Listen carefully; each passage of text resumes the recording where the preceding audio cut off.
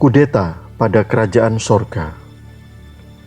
Allah yang telah menjadikan bumi dan segala isinya, Ia yang adalah Tuhan atas langit dan bumi, tidak diam dalam kuil-kuil buatan tangan manusia, dan juga tidak dilayani oleh tangan manusia, seolah-olah Ia kekurangan apa-apa, karena Dialah yang memberikan hidup dan nafas dan segala sesuatu kepada semua orang. Kisah Para Rasul 17 ayat 24 sampai 25. Melalui pemberitaan media atau pelajaran sejarah, kita pernah mendengar tentang kudeta yang terjadi di beberapa negara.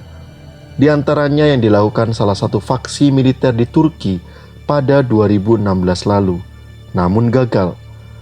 Kudeta yang terjadi di negara yang dipimpin oleh Presiden Recep Tayyip Erdogan ini ternyata tidak direstui petinggi militer Turki dan hanya terjadi beberapa jam saja. Kudeta tersebut tidak didukung militer sepenuhnya. Angkatan Darat dan Angkatan Laut Turki yang merupakan kekuatan penting tidak sepenuhnya berada di faksi militer yang melakukan kudeta.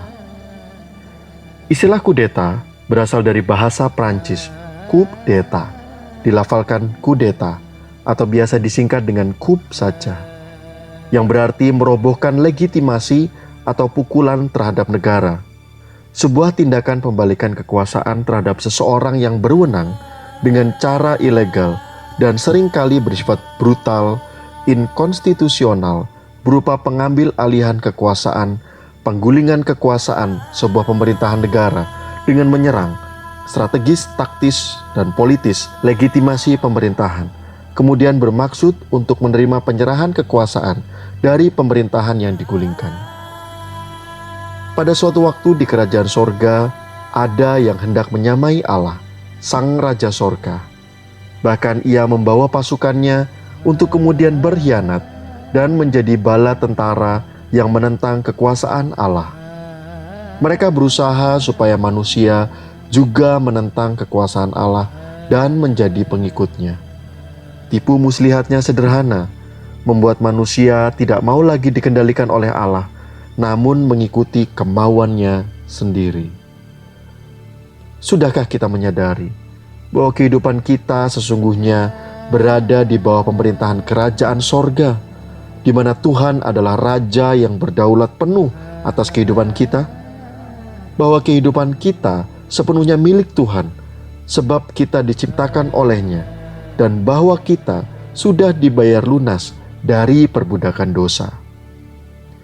Namun sadarkah kita kalau kita masih sering melakukan tindakan makar dengan berusaha menggulingkan kedaulatan Sang Raja, dengan berusaha mengambil alih kekuasaan tersebut dan memimpin sendiri hidup kita?